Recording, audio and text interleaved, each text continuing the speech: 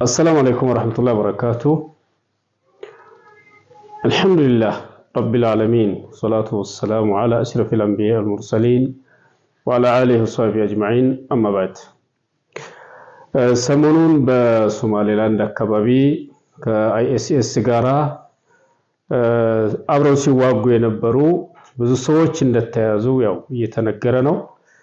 ከዛ መካከል ወደ 23 አካባቢ የሚሆኑት ኢትዮጵያውያን ናቸው የሚል ነው። እንግዲህ ጠቅለል ሲደረግ በሁለት አይነት ከፍለን ነው የምናየው። አንደኛ እነዚህ ከአይኤስኤስ ጋር አሸባሪ ቡድን ጋራ አብረው ሲዋጉ ተገኙ የተባሉት ተያዙ የተባሉት ማለት ነው። አንድ ወደ ውጭ ሀገር ለስራ የሚሄዱ ስራ ለመስራት ኑሯቸውን ለማሻሻል የሚሄዱ በዛው ደግሞ እግር መንገዳቸውን ተገኝተው ለኢስላምን ለመምታት ዳዕዋውን ለመግታት እነዛ አሸባሪዎች ናቸው እንደዚህ ሲያደርጉ ተገኙ ተብሎ ፖለቲካ ለመስራት ወይም ደግሞ እነዚህ የውጭ የምዕራባውያንን የነሱን ዕውቅና ለማግኘት የነሱን ድጋፍ ለማግኘት ወይም ደግሞ አሸባሪን እየተዋጉ ነው ተብለው በጣም እንዲመሰገኑ አለቆቻቸውን ለማስደሰት የሰሩት ሊሆን ይችላል። አንዱ ይሄ ነው። ሁለተኛ ደግሞ ከነዚህ መካከል አገራችን ላይ የዚህን በትላልቅ ዑለሞች በእስላም ምሁራኖች በዑለማዎች ፈትዋ ተሰጥቶባቸው እነዚህ እስላምን እንደማይወክሉ በግልጽ የተወገዙ አካላቶች ናቸው። አልቃዒዳም በሉት አይኤስኤስም በሉት ዳዒሽ የሚባለው ማለት ነው። እነዚህን ቡድኖች ደግሞ እንዲቀላቀሉ የሚሰብኩ ሰዎች በህቡዕ ማለት ነው በሚስጥር በውስጥ በድብቅ የሚመክሩ ወደ እነዛ ሰዎች እንዲቀላቀሉ ጅሃር ነው ያሉ የሚያነሳሱ አካላቶች ካሉ እነዚህን ሰዎች ሊመከሩ ይገባል። ምክንያቱም እነዚህ ሰዎች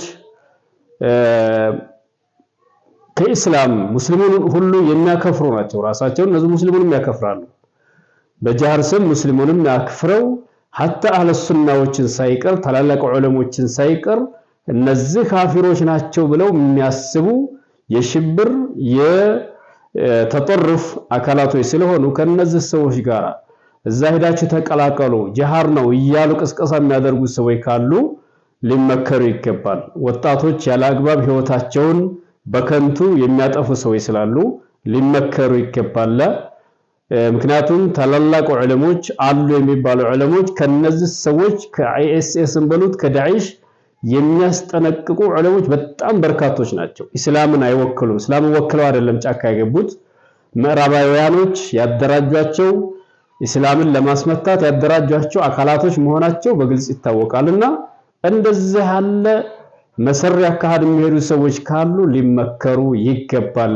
ምክንያቱም እስላም ግልጽ ነው። እስላም የሚመራው በእስላም ብቻ ነው፣ በቁርአንና በሐዲስ ብቻ ነው።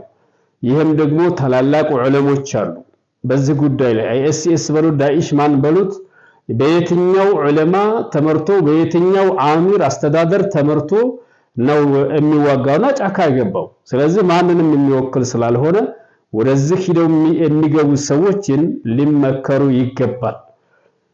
እንደዚህም ደግሞ እስላምን ለማጠልሸት ዳዕዋውን ለመምታት አሸባሪ ይዝ ተገኘ እያሉ ደግሞ የሚሉ አካላቶች ካሉ ለሀገርም ለወገንም ስለማይጠቅም ሊቆጠቡ ይገባል እላለሁ። ወሰላሙ አለይኩም ወራህመቱላህ።